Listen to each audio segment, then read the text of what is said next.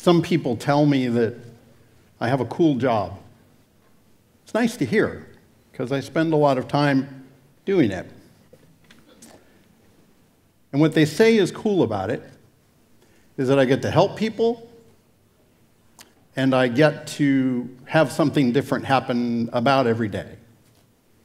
So what's the job? I was doing the math backstage. 32 years I've been teaching and coaching other people, and therefore getting to watch them very intensely, to learn how to treat each other better at work, and to structure some way to not only get their attention, but be able to hopefully have them discover some sort of way forward.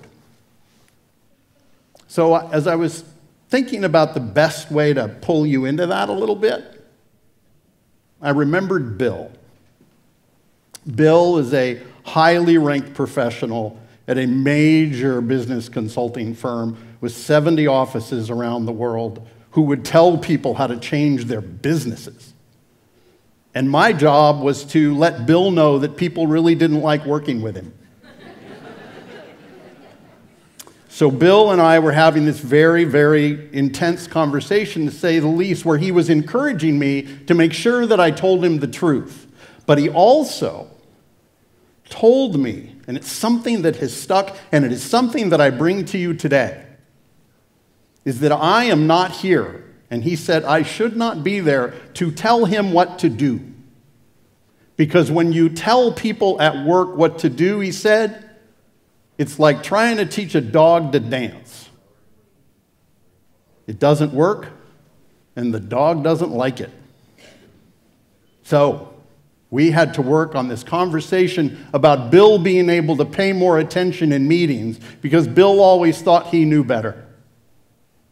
Now that was about 20 years ago. Fast forward to today. My job takes me into many meeting rooms where I have the sole task of watching meetings. Now, if you go to those meetings, let's just say they're not typically the most popular thing to attend, because most people think that meetings are boring, and they don't really, at times, for many reasons, and a couple of which we'll get into today, they don't pay attention. So, that is especially unfortunate in these days, because the research, one piece I'll share with you to start, is very clear about something. It says that the need to establish constructive, collaborative relationships with the people that you work with, especially in places of interaction, in collaborative places, as the research says, has never, ever been higher. We spend upwards of 50 to 60, maybe more % of our time in meetings where we're trying to get ideas spread. And on top of that, we spend nearly 90% of our time trying to be effective communicators with other people. But here's the problem. Think of the last meeting you were at. Think of maybe right now. You may or may not be paying attention. You may, much more likely, says the research, be distracted. And you're distracted by either, not as in the old days when we would think about money or think about sex. Now we look at our phones. Now sometimes we'll glance, sometimes we'll actually stare, and we will interact. Or we've got our laptops up. Now, why are we doing that? Many people will tell you, and I've had the opportunity to interview them, many people will tell you that the reason that they're doing that is because they have to multitask.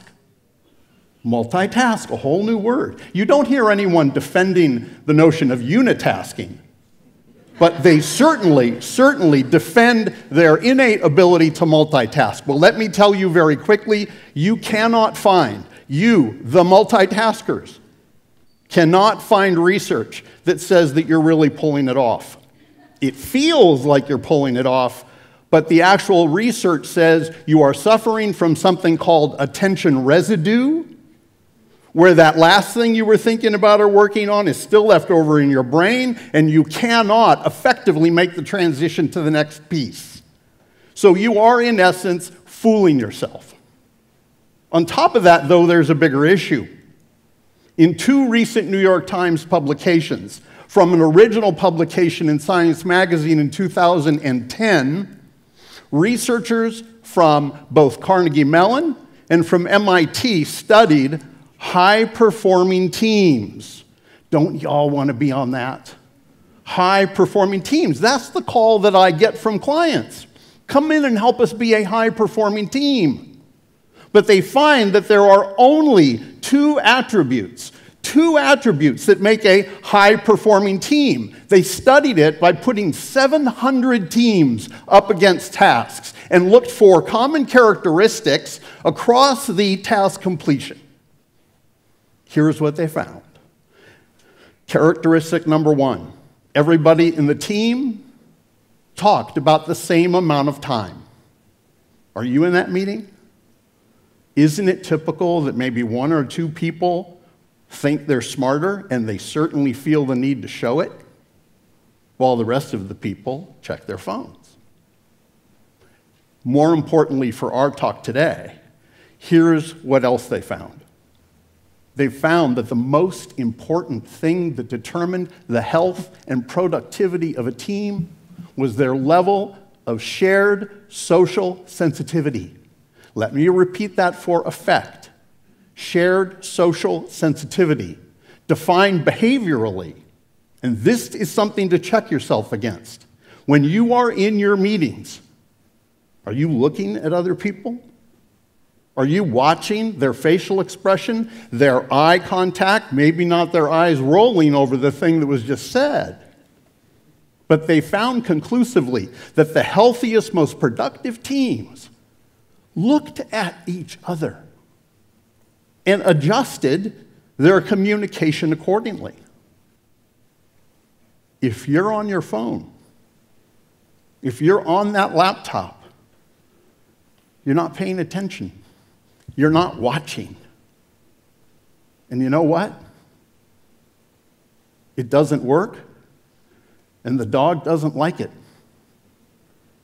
Now, the challenge that they say that happens is unless you as a team are able to share talk time and share social sensitivity, you are diminishing the most important attribute, and that is a amount of what they call psychological safety.